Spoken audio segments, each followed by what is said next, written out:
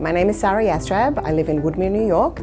I have 4 kids who are either in private school or have graduated from private schools, and I became involved with Teach NYS in order to lobby for some of their needs. My name is Stacey Pfeffer Amato, and I am the New York State Assemblywoman for the 23rd Assembly District. Annie Woman from Teach NYS asked me to make an appointment to go and meet with Assemblywoman Pfeffer Amato.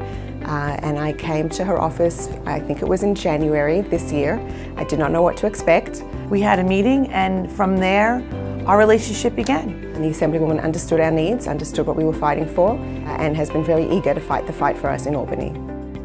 You know, Sarah is an awesome full-time volunteer, and I have such respect for that. As a previous Parent Association president for many years, a volunteer in my own community, I have respect for people who stand up without pay for an organization.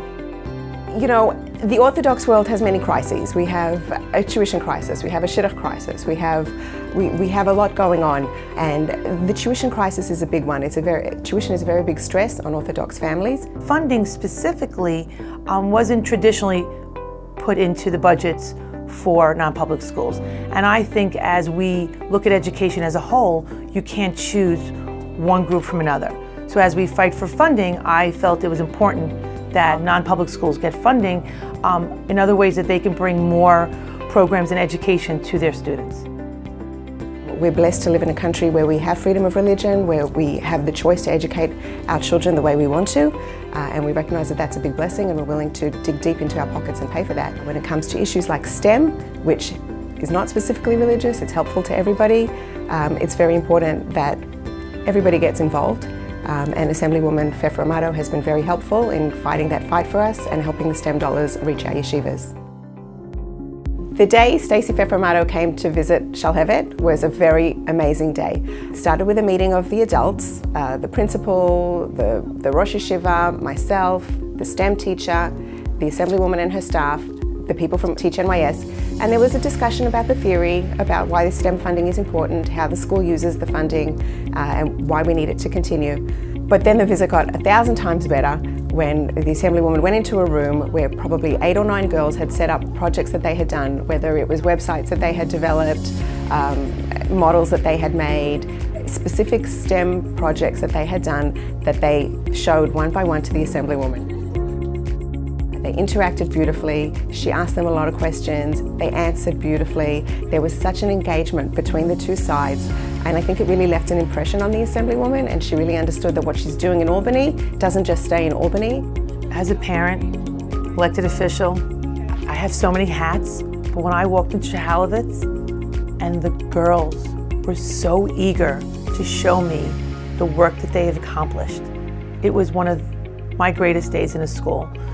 Taking all my energy, fighting for those dollars for STEM, for the non-public schools, and then going to a school and seeing it in action, you can't make this stuff up. Taking these young ladies and bringing them to the next level of their education, because they showed me a program on a computer screen, and I asked, how many years experience do you have in computers? It's my first time coding. It's your first time coding, and they ran a program about baking cupcakes. Another student, robotics. So have you ever, worked with anything like this? Not at all.